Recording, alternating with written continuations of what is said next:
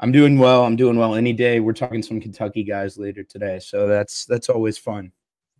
Yeah, exciting, dude. Honestly, I had not paid a lot of attention to Kentucky just because they hadn't Not been much playing reason very to. good football. Let's start there. Let's just jump right to it. Let's start there with Kentucky because you're originally from Kentucky, a Kentucky fan growing up. Now you're in Tallahassee, but you keep a very close eye on that program. Cutter Boley, 6'5", 220 from Lexington. I see 247 was a little lower on him than the industry. He was a composite 4-star, 2.47 3-star. Interesting background, basketball player. You've seen that before, especially with these bigger quarterbacks, but also some jumps in track, which I thought was pretty interesting, just showing his athleticism. And then seeing him on the field, again, you have more of a background with him than me, but first thing that jumps out is big and athletic. Yeah, this is a guy that I've really followed since he was maybe in 8th grade. He's one of the more talented quarterbacks to ever come out of my home state. He's originally from Kentucky. It says Lexington on his profile. He is from somewhere in Eastern Kentucky. I forget the actual name of the school, but he started his high school career out there, moved to Lexington Christian Academy for his junior and senior year. He was in the 25 class and he reclassed up to the 2024 class, but he had actually originally reclassed backwards. So he's supposed to be in the 24 class. And I think once he realized that he was good enough to not have to be old for his grade, he decided I'm gonna skip that 5th year of high school and go back to my original class. So it was a big time recruitment. There were a lot of schools after him: Tennessee, Florida State. I think Alabama was in the mix. He took a lot of visits very early in his career, and there was a point. I mean, he was a 5-star on some of these sites earlier in his career in high school. And yeah, some of the basketball stuff. He's a pretty gifted basketball player as well. He's just athletic, tall. This is just a very, I mean, he's pretty technical too. Yeah, this is a very talented player. Very talented. You hit him with a Dirk fadeaway. Why do you think his stock dropped to where he's a 3-star on the composite? He didn't get smaller, obviously. Yeah, he didn't get smaller. I think probably part of it was as he reclassified back up, you lose some of the luster of like, oh, he's doing this as a sophomore or junior or whatever it might have been, but he moves up a grade. And I played him all 2 years that he was in high school, and I did not get a sack on him personally, but we did get some sacks on him, and I think he had a worse year as a senior than he did as a junior. Not quite as gifted of a receiving core. They had a running back who plays for Virginia now who left for his senior year. So I think it was just a little bit worse with supporting class. I think he played through an injury maybe. But he did definitely drop about 200 spots in the rankings. He was top 150 at one point, ended up in the 300s. But he still put up solid numbers: 64% completion, 2,100 yards, 24 touchdowns, 9 interceptions as a senior. And it was just a little bit up and down, if I remember correctly, his senior year. They lost a few games they probably shouldn't have lost, in which he didn't really play as well as he should have. I think this game at Western, he might have had like 7 touchdowns on Western Kentucky's campus. But this is a guy who obviously was not the starter coming into the year. UK brings in Zach Calzada, who very clearly things went south very quickly. He comes in, he gets hurt. Boley takes over as the starter, has a few up and down. It's really just been up and down basically his entire career, to be honest. He starts his career, I guess, rewind last year as a true freshman. Starts his career, comes in at the end of a blowout loss at Florida for Brock Vandegrift. First pass of his career is a pick 6 to Cormani McLean in the 4th quarter. I think he went 1 for 6 in that game, had like a 25 PFF grade. It was really ugly. Next week, they play FCS team. He puts up like a 90 PFF grade. Then they go on the road to Texas, and he comes in the second half, and I think it was the best quarterback performance I've seen in a Kentucky uniform since Will Levis. Oof. Then he comes back to Lexington, plays Louisville, throws like 3 picks, 2 pick sixes, gets benched again for Brock Vandegrift. It was just it's a roller coaster with Cutter Boley. He comes in this year. He has some good games. He has some terrible games. I really never know what we're going to get, but this weekend was a good one. Yeah, Calzada, we always were, as Cubans, were waiting for the Cuban quarterback to emerge. Everybody thought it'd be Calzada, ended up being Fernando Mendoza. But yeah, so just this past week, 5 touchdowns? Yeah, freshman record at UK. So what do you see this week against one of the best fronts you're going to face, period, that impressed you as far as his development? Yeah, so it wasn't really the high-end passes that you're used to seeing that excite you with Boley. It was more of just UK's O-line stinks again, and he struggled to navigate the pocket up to this point. I think he's had a few flashes of really impressive play under pressure, but in this game, he did a really impressive job, I think, of just finding his running backs, finding his tight ends, finding these check downs. And you have it listed here, hit 12 different receivers in that Tennessee game.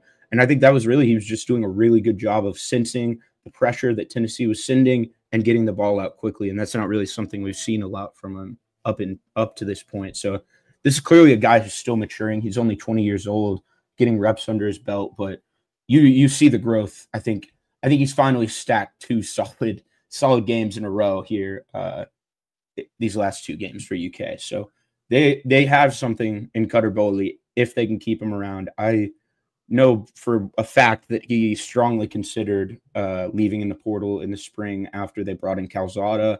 I think there was word that he might have actually been outperforming Calzada, and they really had no urgency to shake things up as far as who was going to start to open the year. So that was probably a little frustrating.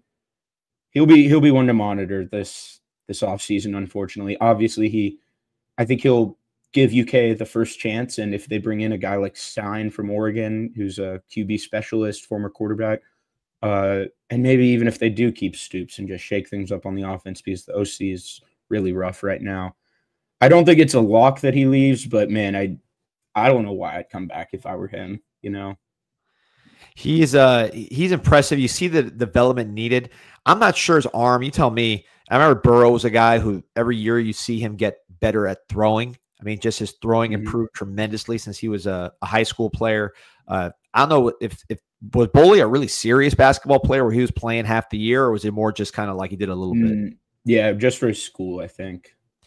Yeah, because I know with someone like a Burrow, that came later on. This is a guy who reclassed. So there's a lot of reasons why maybe he's earlier in his development, but yeah, it seems like he has more arm than you see on some of his throws. I don't know what you think about that. Just body-wise, athletically, he has arm, but there's still some polishing up to do in that part of his game.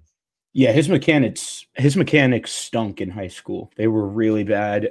They've improved a lot, and I think you've always been able to tell that he had more arm strength in him, and it just hadn't really been unlocked. And he's definitely shown it off a few times throughout this season. I would say it seems to be improving with his feel for the game. No, he's starting to get now attention from other quarterbacks. He's talked about Andre Woodson, another big athletic quarterback, kind of helping him with the process. I remember at one point I thought Andre Woodson was going to be a high NFL pick just because he was so big and productive for that spurt where he was really rolling. Ended up being a good player just over the course of his career. But he has some help, the Boley does, from a receiver another young guy, another big guy, DJ Miller. Yeah, this is a guy who, honestly, I'd kind of forgotten about. He kind of got lost in the fold. He was a top 500, high 3-star recruit in last year's class, 6'3", 204-pound, true X wide receiver, true freshman this year. He'd been recovering from a quad injury and made his season debut in last week's game.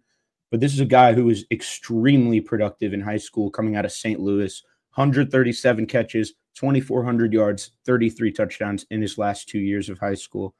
And he showed out against Tennessee. 5 catches on 5 targets, 120 yards, 2 touchdowns, one of which he was able to run past the entire defense. And another Boley kind of rolls out of the pocket, hits him right in the corner of the end zone. He gets a little toe tap action. It was a really encouraging performance from DJ Miller. And that's another guy in this young receiving room. We've talked about Hardly Gilmore in the past, but it's something you can build off of if you can maintain or if you can keep all these guys around. And look, you're tight to the program here as we watch DJ Miller and some of the stuff he can do. St. Louis has been a very good area for wide receivers, by the way, lately. Some really, really explosive players coming out of that region into college football. But in terms of Stoops, I mean, you're a Kentucky fan. How do you see this playing out? Because clearly these are guys, especially you could take the whole passing game, right? You take a Gilmore, you take Cutter, you take Miller. I mean, that'd be nice to just take everybody together. But like, what is the expectation in Kentucky right now with where this program goes? So I think it's actually kind of shifted within the last 2 weeks. it's sort of shifted from, for those who are unfamiliar, UK is in the worst buyout situation, in my opinion, in the country. Stoops is the 12th largest buyout, obviously not the 12th best coach in the country, and he's the only coach in the SEC that has his entire buyout due within 30 days of being fired. You can't spread it out like most of these other schools can. It's $38 million. UK is obviously not well known for allocating a lot of funds towards their football program. So if they spend $38 million on firing him, you're going to have to go cheap on your next coach. You're going to have to go cheap on your NIL in the future. But after these past 2 weeks, after you blow a game to Texas that you probably should have won, you definitely should have won. They set records in finding new ways to lose that game. They outgained them in every stat and still lost. And then after you get completely embarrassed in your own stadium by rival Tennessee, I think there's kind of some things shifting within the boosters and the donors, and I think we might see change sooner than originally expected, for sure. So you think potentially this year? Like I think it'll probably be after the season if it happens. But yeah, last season. Yeah, the time has come. I'm just ready to rip the Band-Aid off because it's sort of similar to the Calipari end of his tenure. It's a guy who's done so much for the program, truly a legend, but things got sour towards the end. And every year that he sticks around, his legacy just gets a little bit more tarnished. And I hate that that's how he's being remembered. And in my mind as well, that guy gave me amazing memories growing up, but it happens with every coach. They get to a point in their tenure. Coach O, Jimbo, these guys who have massive success at their program, it doesn't last forever. And I think we've probably reached that time. I think we've reached that time a few years ago, honestly. And Miller's impressive. Just watching him, his high school highlights, knowing how he produced. This is a talented young passing game. We talked about Gilmore in the past on this show a few times and what he can do. Obviously, with Cutter, he's starting to emerge. And you add this guy in the mix when you look at the production that he had last week. You mentioned 5 catches, 120 yards, 2 touchdowns, third most by UK freshman ever. And then the high school production. We always talk about on this show, high school production with wide receivers is so key to me. I mean, when you look at these guys, the guys that get open and are quarterback friendly, they tend to find the football. It's hard to find too many of these size speed freaks that just, for whatever reason, their team couldn't get in the ball and they don't produce and they blow up at the next level. It happens, but man, it's just more common to see guys like this that have ability, but then also have the production to match. Yeah, I mean, you don't accidentally get 137 yards catches over 2 seasons at this size. This isn't just your slot possession guy underneath. This is a big body true X, and he's racking up catches in his high school career. So, yeah, I think there's a lot of intriguing pieces in the passing game for Kentucky. Redshirt freshman tight end Willie Rodriguez is also from the state. He was a 3-star, but he's really, really athletic. Has some really impressive catches from Cutter. They're roommates, if I remember correctly. And one other thing about Cutter that I know a lot of UK fans appreciate. UK fans. All right, man. All right. Watch it. UK fans have been begging, and I think most programs have, for them to throw the ball to the tight ends basically since I was born. And Cutter, growing up a UK fan, I think he's thrown the ball to the tight ends more already this year than they had in the entire Stoops tenure in the season. So that's been fun to watch. Yeah, I mean, I do agree. I think ultimately the grass might not be greener if you move on from Stoops. Kentucky's got a pretty low floor as a program, but he showed that you can raise the ceiling. I don't know if that's going to be the case in the NIL era now because they just don't have they aren't allocating the resources that the other schools in the conference are. But you just got to switch something up at this point. You got 1,200 on. By the way, remember to like and subscribe to Group Chat Sports. That's our national show that we do. We record a few times a week right after Kane's Insight, talking national and really the stuff that you're not seeing on ESPN, trying to get you the emerging guys, the breakout players, the stars of the week that you may not be hearing about, but that you're going to be hearing about in the future, like some of the guys in the Kentucky passing game who maybe end up in the portal, maybe whoever the next Kentucky coach or next Kentucky coordinator or just this staff right here hone into being stars of college football. And that's what we're trying to do, just give you the next one every single time. But let's shift to a Kane, right? Because we do have a lot of Canes fans on right now as we record. And one of the stars I thought of the blowout win against Stanford, which again, overmatched opponent, but it's hard to miss Markel Bell, highest grade offensive tackle this week, Pro Football Focus. You see the size, a couple highlights where he was just straight tossing guys, kind of ragdolling people in the running game. Fink, you're not a Miami fan, so you're watching this just from an offensive line perspective here. What do you see when you see Markel Bell at this stage of his development, second year out of JUCO? I think you see a guy that you really, really, really want to make it work, because if he makes it work, he's about as big of a human being as you ever see. He reminds me a lot of DeJuan Jones at Ohio State. I remember he was the right tackle across from Paris Johnson. You have Francis on the other side here. And I remember at the time, Francis is almost certainly going to be drafted ahead of Markel Bell. But Paris Johnson, who was also drafted ahead of DeJuan, he did not have the cleanest pass pro numbers.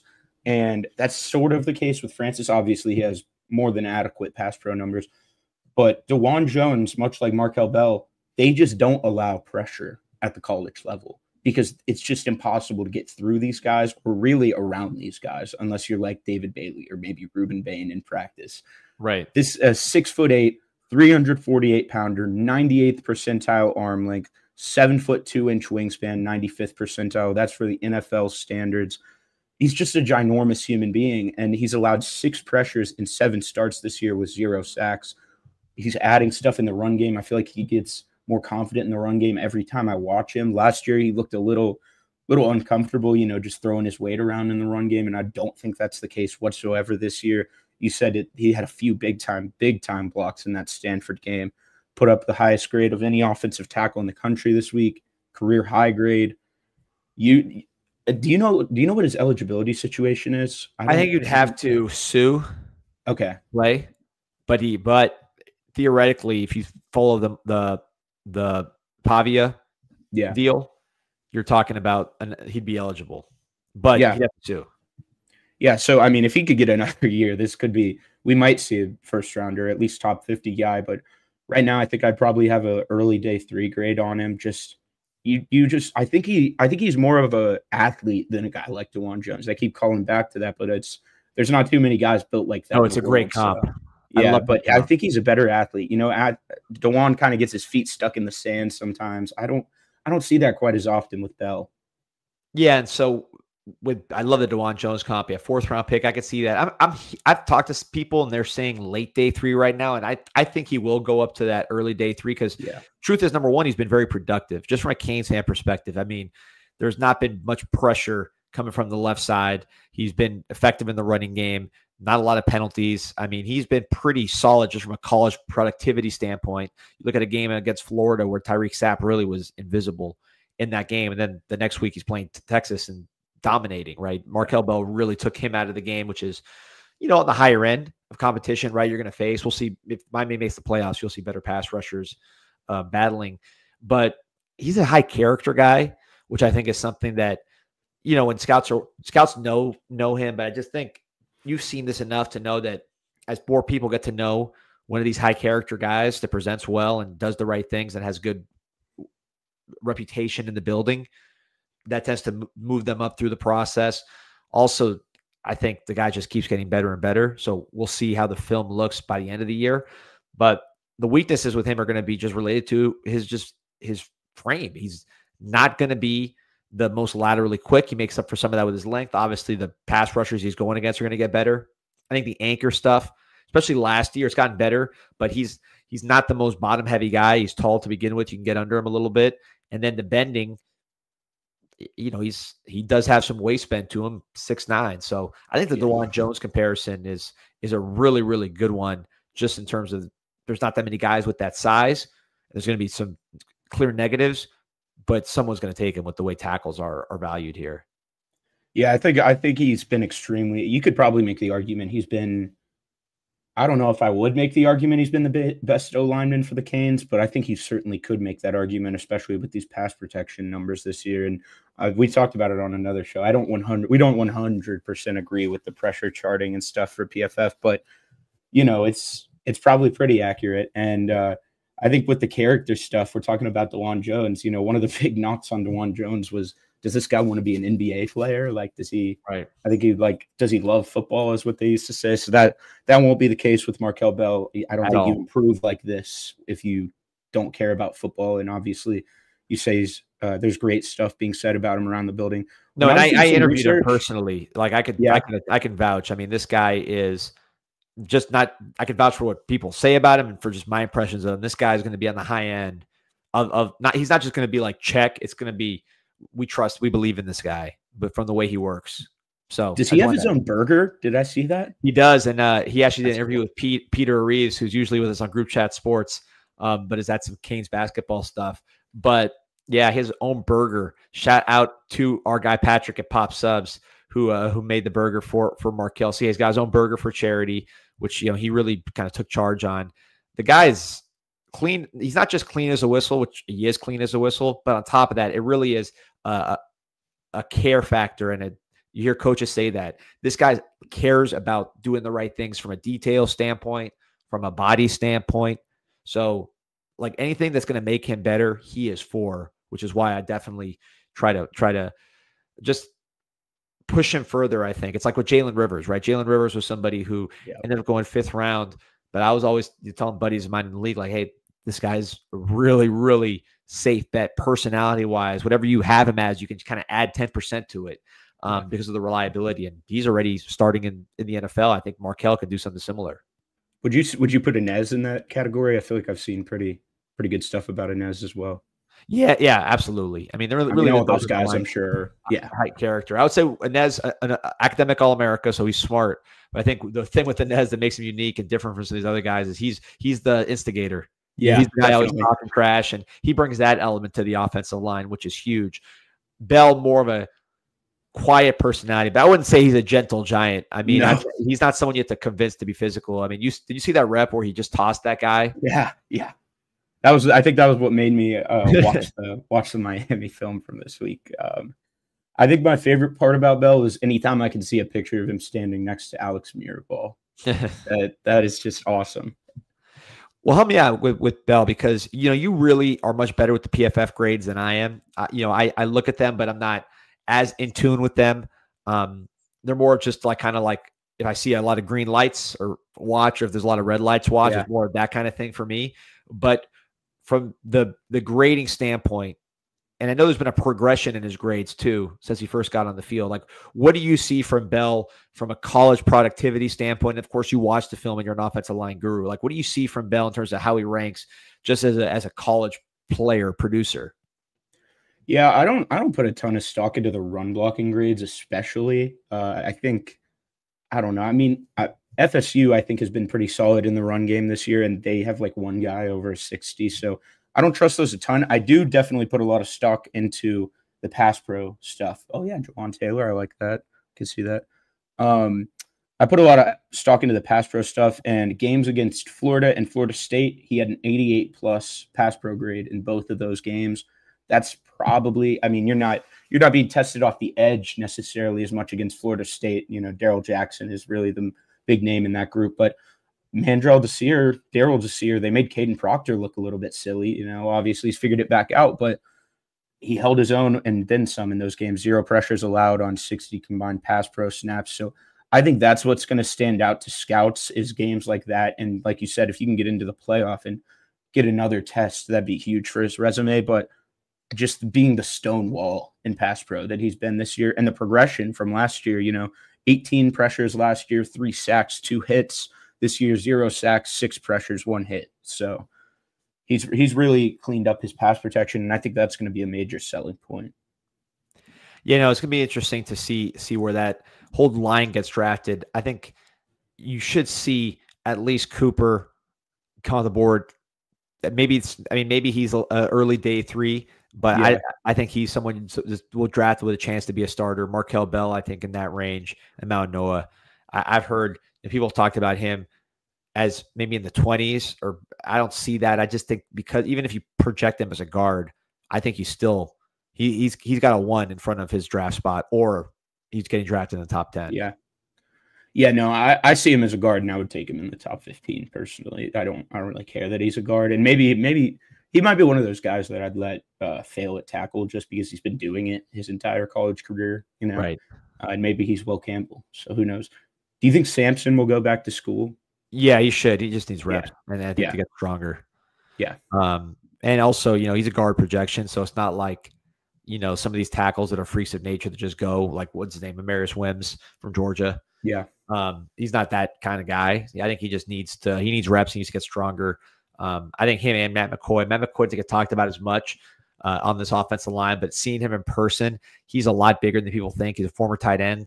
He moves a lot better. I think ultimately he's maybe replaces Markel Bell next year at left tackle and gets that resume. But he's, I think, a guy that we don't talk about him as a draftable guy, but I do think he is someone with an NFL future just because of the physical traits, and he's starting to pile up the reps. Yeah, I mean, I'm not the biggest fan of Brockermeyer. I don't know if he's an NFL player, but he's certainly a good college player.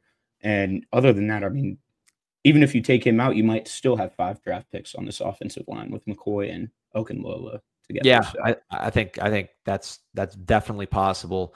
We'll see how the season finishes. Maligned right now, the Miami offensive line struggling to run the ball. I think some of that's schematic, but they got to obviously they got to produce more in that aspect of the game. Wanted to circle back here to the skill positions, right? And somebody that I had not heard a lot about, you put him on my radar. Native of the Bronx, then goes to boarding school, the Taft School in Connecticut. And that is Skylar Bell at UConn. 6 foot, 185, redshirt senior. I don't know if it's 6 foot, but he certainly looks pretty sturdy. A former Wisconsin commit, 3-star player, like I mentioned, boarding school kid from the Bronx, and was decently. I mean, he played at Wisconsin. He had 69 receptions in 2 years, or it's like 3 years. But man, since he's gone to UConn, become the focal point, he has absolutely blown up, and a good reason maybe why you want to stay in a school that's throwing you the ball as opposed to portaling to be just another guy.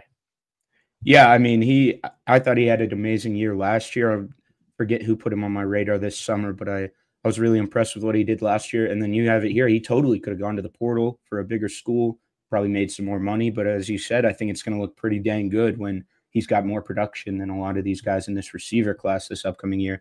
Last year, 50 catches, 860 yards, 5 touchdowns in 13 games. Through 8 games this year, he's up to 66 catches, 845 yards, and 8 touchdowns. 10 for 125 and 1 against Boston College, 11 for 105 against Syracuse. So he plays up to the opponent that he's facing. And much like Jace Brown, who we talked about yesterday, kind of the big knock entering the year was he had chronic drop issues, 20 drops in his career, 14.5% drop rate. He's cut that down to 4.3% this year, just 3 drops. Yeah, it's the production's crazy. Yeah. Just the fact that he is getting all these targets, right? I mean, how much do you value targets when you're evaluating a player here? I think a guy like this, again, I mentioned the opportunity he had to go in the portal and maybe lose targets, smart position to stay at UConn, but just the ability to be targeted so often. I mean, how much of an indicator is it for you? Because it's something I personally look at pretty strong. I think it's a major indicator. That's something that's probably going to translate. And I think that's kind of a misunderstood concept is, oh, this guy, he's getting force-fed the ball. Well, you don't just get thrown the ball. Like, you have to get open to get thrown the ball. So I think that's really, really a strong indicator for success at the NFL level. You have to get open. That's kind of the name of the game. And if you're, making a living off of contested catches, that kind of scares me away. So a guy like this who can make contested catches, I don't want to get that twisted, 56% this year, but a guy who can get this open, 91 targets in 8 games so far this year, it's a huge deal, I think, for his draft stock. Yeah, what do you see with the stock and just the player? I mean, this guy's he's not a freshman, right? This is somebody who is a 5th-year senior, so you kind of know what you have here with the player. So, like, what are we dealing with? Like, what do you think his upside is, and just overall your evaluation of Skylar Bell, not just as a good player for UConn, but as a receiver that's in a draft class that could use a little juice. Yeah, I think he could certainly sneak his way into day 2. But if my team drafts him on day 3, I would be over the moon excited. I think this is a guy who maybe you don't want to be your second option in a receiver room, but I think he would be a perfect like Z in most offenses. I'm looking here; he's pretty split between inside and outside snaps throughout his career. 39% in the slot this year. So yeah, pretty much his entire career, it's been around 60 to 40% slot and wide. So this is a guy who can play inside and outside. He kind of wins at all three levels of the field. Not really like a specialist in any way. He's just a really well-rounded player, and just I don't really know what my comp would be for him, but just like a classic Z receiver that's not he won't get this many targets in the NFL, I don't think, obviously, but a classic Z receiver. Yeah, he's got a 92 or 93 grade on these short passes. He's got 26 passes for 307 yards. So this is just a guy who can do a little bit of everything. I don't know if he has like total burners to take the top off the defense. I guess that would be one of my complaints, but just a really well-rounded receiver. Yeah, the thing with him I want to see is the testing, right? Just how big is he? Or is he actually 185? That would certainly be a good indicator if he's in that 185, 190 range, over 5'11". Just how quick and explosive is he? How athletic is he really? I think he looks pretty quick and fast on tape, but he had a long one last game. Yeah. You look at the production against BC and Syracuse, 125 against BC, 10 catches, 11 catches against Syracuse, 105 yards. So you could put him in the ACC and you would see no drop-off, I think, in his ability to get open and make plays. So, yeah, just the athleticism part with him, because he is not 6'2", right? He's going to have to show some bursts. Curious what his jumps are, just what his overall explosiveness is. But on tape, I think it looks pretty good. Yeah, I do think he probably wins more with just like his technique at this point, just being a guy who's been in college for so long.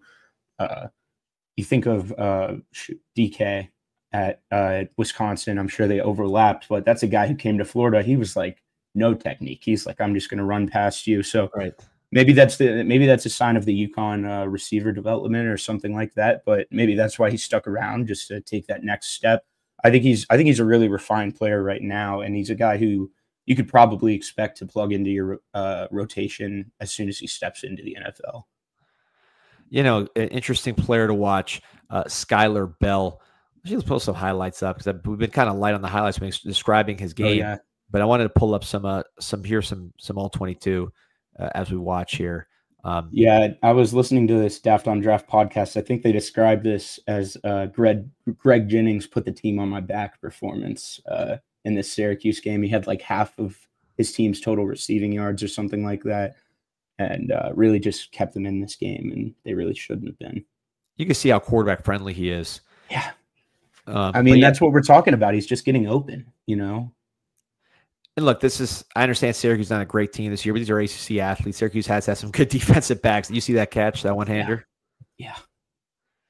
Yeah, so this is obviously the reason why we're talking about him, not just the production he's had throughout the year, but this outstanding performance against Syracuse. His releases are nice. I mean, he really is a well-schooled receiver.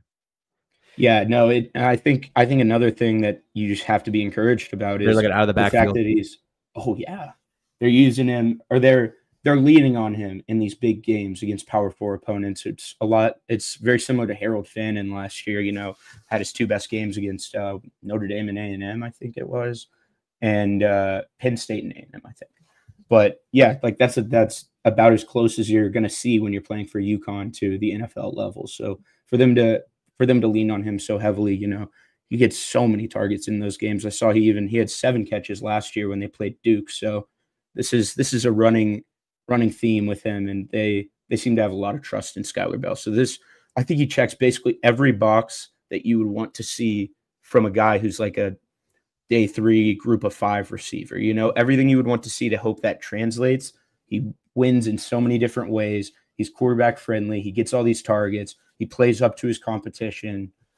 I don't think you really need to worry too much about the jump in level of competition, assuming he checks the combine boxes like we mentioned. Yeah, no, it's the drop rate you posted, 14.5% down to 4.3%. He still, to me, does seem a little bit, I mean, he has good hands, but it's not like the most natural plucking that they have seen for guys that size. And so the drop rate would be a concern. You want to see if that's an actual change that he just worked through, or if, maybe a sample size deal. It's only half the season in the books. So that's something that would I'll say concern me, but that I'd be watching as he goes through workouts in the rest of the year. But a very, very interesting player, and a guy that's going to definitely get some draft buzz. Somebody who absolutely will be getting draft buzz and is extremely just fun to watch with his athleticism is Prince Will. And I'll let you hit the last name. I should have learned this after his brother, but Prince Will. Uman Mielen. Boom. There you go. So think, man, this Ole Miss program, you look at what they've done in the portal as far as getting defensive linemen. Defensive linemen, they say, are the hardest guys to get in the portal, like NFL quality players. So I think that's pretty accurate. But still, you look at what they've done between Walter Nolan, right, between his brother Princely, Big East. Those are all portal guys that got drafted. And then here, University of Nebraska transfer, as we watch his highlights from high school, and that has become a complete disruptor. Yeah, I mean, he's just so athletic for that size. I was doing a little victory lap the other day. I'm taking anything I can get with this Nebraska debacle over at FSU. I'd like to let the record show, even though I've defended James Williams, who was the one who ended up choosing FSU. Prince Will was my top target from Nebraska. And they sure could use him because right now in Tony White's defense, they don't have a guy to play that jack linebacker spot. That's where Prince Will was playing pretty heavily last year at Nebraska. It was just so obvious that he's going to be a good player. You know, it's a lot like Princely at Florida. There was some criticism from Nebraska fans, he doesn't try in the run game. I remember that being the exact same story with Florida fans and Princely. Yeah. So he certainly tried when he went to Ole Miss, and I think Prince Will has as well. He's just such a versatile athlete that you can really have fun with on defense. You can use him in so many different ways. They haven't dropped him in coverage nearly as much as he did at Nebraska, but one play that will always stick out to me is his freshman year, and Tony White was very complimentary of this rep, but he drops into coverage and just triggers downhill and levels a defender on a wheel route pass in the backfield. So he's just a freak athlete, and he only has one start this year against Kentucky, so he's got another year of eligibility. He's almost certainly going to come back and use that year, but big game this weekend, 7 pressures, 2 sacks, 3 tackles for loss. He made a huge impact. I mean, you could probably call him the MVP of the game for Ole Miss, I think, against Oklahoma. Yeah, those freshman tackles for Oklahoma having a tough time there with this kind of athlete, but they're exciting though. They are exciting. No doubt. And listen, if you're Lane Kiffin, right? Obviously, we know he's going to be the story of the offseason, given that LSU is now open. You have Florida open. Auburn's got money to spend. Ole Miss is a top 10 program right now. They're probably going to make the playoffs, so they're going to have their say in this whole deal. Either way, he's going to get paid. But I think if he's marketing himself, and Penn State, never heard him really tied to Penn State, but you would think he kind of fits what they want given their offensive struggles. But anyways, whatever program you get Lane Kiffin, you know the offensive stuff will be there. He'll help your quarterback. He might take one given that he has 2 right now in Ole Miss. But his ability to find these NFL defensive linemen in the portal, I think, is a difference-making skill set, given that he's going to, like, if you're a new coach, the first thing you probably want to rebuild is that defensive line as fast as you can. It's going to get you on the winning track faster than any other position. So he can maybe do that at a school like a Florida, where he already has good players there. Yeah, I mean, I guess you worry about the sustainability, but it's a lost start right now. You know, he's doing what Mike Norvell did at the start of the portal era, except we're in the NIL era, we're fully in the portal era, and that's kind of dried up for every other team unless you're Texas Tech or something and want to spend the big bucks. But you don't really see schools that can just completely transform a position group with the portal these days, and that's exactly what Lane's done 2 years in a row. And you lose those 3 guys that we mentioned in the portal to the draft, and I mean, I don't see a massive drop off, honestly. I mean, that was a really good defensive line. It's hard to replicate that, but the defensive line has not been an issue as far as I can tell. Maybe Ole Miss fans would totally disagree with me, but I think they hit once again. And you're right. That's a totally huge deal for if he leaves, bringing in a guy who in the portal that can play, so it's big, I think, really. And he's got other guys, Xavier Harris, the big, 6'8", 330-pound defensive tackle. He was a high school recruit, but he's got a little bit of a mix now. What's the number? Number 52, Eccles. Will Eccles. He was impressive. I looked him up because I didn't remember him before seeing him here this year, and he's a high school recruit as well. Yeah, 8 pressures in his last 2 games against Georgia and Oklahoma. So so I would be I mean, we've talked about it. I think Lane's probably the top guy on the market, and I would be super excited if my school hired him. And look, Ole Miss might just say, listen, you get defensive linemen here. Yeah. Both portal and, now that we mentioned homegrown, as I look at this, we talked about Eccles. You mentioned Harris. He also has Cam Franklin, who was a big recruiting battle that he won to keep him home in Mississippi. We know Mississippi has a lot of talented defensive linemen, probably per capita. I mean, shoot, I think of Simmons at in Tennessee. I think of Chris Jones in Kansas City. I believe they're both Mississippi 5-stars. Correct me if I'm wrong. So yeah. Mississippi, it produces defensive linemen from high school. So the fact that, you're not, it's not an era where, back in the day, you'd say, okay, Ole Miss versus Alabama, you can have a cute offense, whatever, but Alabama's always going to be able to recruit all the best defensive linemen. At the end of the day, they're going to steamroll you with those guys. That was the old model, right? When maybe Hugh Freeze was at Ole Miss. But you look at it now, I mean, is there any reason why Ole Miss can't have a defensive line that's as good as anybody in the SEC, which typically translates into a national championship contender?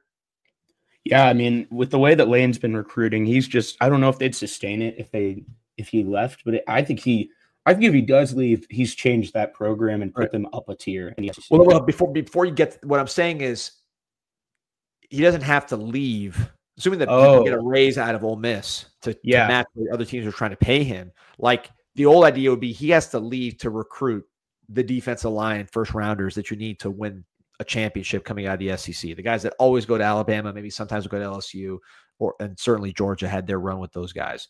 But what I'm saying is, if you look at what he had last year with Walter Nolan and some of these guys, look at this year's defensive linemen. You look at some of the young homegrown guys. You look at what the state has typically produced that has gone to Alabama, Georgia, or Mississippi State in the case of Simmons and Jones.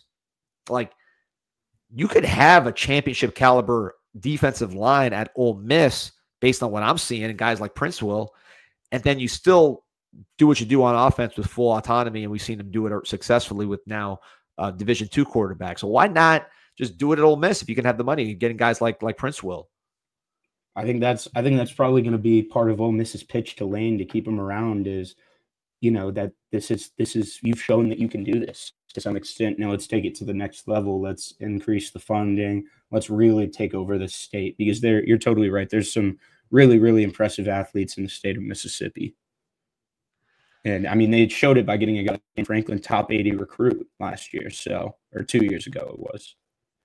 Yeah, no, it's a fun team to watch. I think that we talk about Trinidad so much, and with good reason, but this defensive line, I'm glad you highlighted them, because they got some dudes that are going to be playing on Sundays and they're making a lot of plays on Saturday. They're going to really help Ole Miss get over the hump that they probably should have gotten over last year with the roster they had and some of the defensive linemen they had there on that team.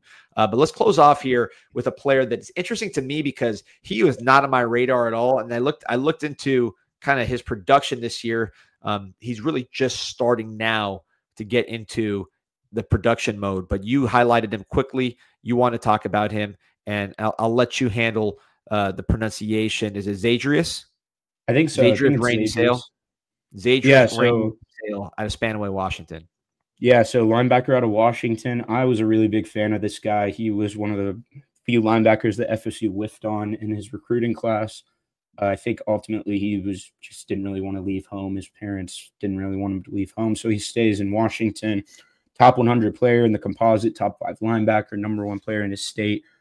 He had a ACL tear after his season last year, his high school senior season. So he's missed a lot of time so far this year, but I think he's played in a few games now, and he's been really impressive when he's played. Wasn't able to find any clips from this season, but he's been targeted 7 times this year. He's allowed 4 catches, but on those other 3 targets, they've all been pass breakups. So he's got 3 pass breakups on the year. 6'3", 225-pound linebacker. He just looks the part, man. He could rush the passer too, right? Yeah, no. So my high school comp for him was Jihad Campbell, just a guy who he can rush the passer. He can trigger downhill in the run game. He can turn and run with receivers. So he's just what it looks like. I think he probably is one of the higher end talents on that Washington roster right now, if I had to bet. Yeah, and it's that Washington team coming off a huge performance against Illinois. Here's Jed Fish on Zadra. Says, I thought he did a good job playing linebacker in 3 deep zone. He did it right. He's very athletic. He's got great size. He continued to show us he's improving. He's had 27 plays in this game. For someone who didn't have a training camp, didn't have a spring ball, pretty fun to watch him get better and better every week as he rebounds from that ACL tear. But man, super talented guy. And just watching those highlights, you see the speed and the burst. Washington's kind of like Ole Miss. Fish is going to be on a lot of lists, but then you say, all right, well, look, Washington's getting a lot of pros. I mean, their draft history, if you look at their first round history, going back a few years, really a few coaches, they've been, to me, one of the better producers of not just NFL talent in bulk, but high-end guys that can get drafted first round or higher. And I think this is a guy that has those tools. Yeah, they have that 5-star offensive tackle commit, right? Yep. So yeah, there's certainly guys out on the West Coast, and Cody Green. Cody Green. These West Coast teams, UCLA, USC, maybe not Oregon recently, but they're always kind of bouncing around. Are they back? Are they not back? How serious are they about football? At any time, if one of these schools just wants to really commit and really go after a lot of these high-end recruits out on the West Coast, they can do it, So don't let these guys get away. And I think you're totally right. I think it's very similar to Ole Miss. And I mean, Washington's had success. I'm sure their fans know what it looks like and they want to support that again. So I think you're totally right. It's very possible that we don't see Jed Fish leave just because of that. Yeah, I'm just looking at their draft history, and I'm just raw counting. Since 2015, so let's say 10 years ago, I'm counting 11 first rounders. I mean, look at this. Obviously, this national championship team right here, where you have receiver, quarterback, and an offensive lineman. Plus, Rosengarten's playing very well. A couple other receivers here getting drafted on day 2. McDuffie, as good as any cornerback in the pros. Kyler Gordon, another good talent there. Physically, that they produced very good defensive backs. Cade Otton's had success. Joe Tryon. These are high picks, not just first rounders, but day 2 guys as well. Offensive line, they had it with McGarry. Vita Vea, we know what he is. Going all the way down here, this class. Shaq Thompson, maybe Shaq Thompson a little bigger, or sorry, a little smaller than what we're talking about here with Zadrius, but talk about a guy who can run and make athletic plays. That was one. So with Zadrius, what you've seen, I mean, I know it's early to project, but why are you so intrigued by this player that you highlighted him in a week where he's still getting his snaps up? Yeah, I just think we're seeing just the start of it, and I think last year's recruiting linebacker class was about as talented as you'll ever see. Just there's a lot of guys with so much potential. Ty Jackson at Florida, Tavion Wallace at Arkansas, although maybe entering the portal now with the coaching change. But there's just so many guys who are extremely physically gifted, and this is a guy. I see there's so many paths to him becoming a good player. He's so good in so many different ways. And he's got long arms. He's got speed. He's just got every tool that you would want. And to see him bounce back from that injury, playing so well so early, getting that praise from his head coach, I think we might want to get ahead of this one before he really goes national. That's what we're trying to be. We want to be the first video on some of these players that we go back and look on. And this guy really, I got to say, Fink, he is very – I have to watch him in the Washington game and really key in on him because the high school stuff is absurd. Yeah. And the fact that he's playing – that was a real game, right, that he was playing in. It's not like they're playing him against the FCS opponent trying to get him going. So clearly they want to get him on the field. And, man, he has some stopping power as a tackler. The speed is there. Here, see him. I can't stress this enough, and I don't think if you've seen this one. One exercise I like to do, I always talk about on this show, is I go back and I'll watch high school highlights from guys that get drafted first round, just to see what the kind of common things that jump out are, and calibrate the eyes a little bit when you watch so many of these idle videos with the defensive players that get drafted first round. And I'm talking about whether it's a defensive tackle or a corner and everything in between. Touchdowns on offense. Yeah. I very rarely will see a first-round defensive player that is not scoring touchdowns on offense, really, and defense in his high school clips. I mean, even Vita Vea, speaking of Washington, was a option quarterback. If you watch his clips, like wildcatting it in there. It seems like they all do it, and you see it here with him playing some tight end. Yeah, so 13 catches for 230 yards and 4 touchdowns as a junior. So this is definitely a guy who played both ways. He's just such a good athlete, man. I keep saying that, but I really don't see what he can't do on the football field if he continues to progress. And I know he's a linebacker, but I think he has the tools to be a late round one guy if he really reaches his ceiling. And we have a long way to Long go. way to go. Yeah. You know, he's in his third game. He might not even be a third year declaree. He might transfer, but the tools are very evident with Zadrius Rainey. So, Well, you heard it here first with Fink. When this is your next first round linebacker out of Washington. Wow, man, look at that play. Holy moly. Big time athlete. I'm co-signing. I got to watch this guy. I'm going to make sure I record watching his game next week because I got to see this guy in action. Zadrius. Get the name right here. Zadrius Rainey Sale out of Spanaway, Washington. Fink, I think you got one. I think so. He looks like it. All right, guys. Remember to like and subscribe to Group Chat Sports. We are talking all kinds of college football, whether it's, freshman that's playing 20 snaps or some of the stars of the game, transfer portal movement, recruiting, coaching movement. We'll have it all for you on Group Chat Sports Live. Remember to like and subscribe to Group Chat Sports. If you're joining us from Canes Inside, we do this a few times a week, man. Just give you the college football stuff on top of your Canes stuff so you can see who's next in the world of college football. Get your tampering in early. But again, appreciate everybody joining us. Like and subscribe. We'll see you later. See ya.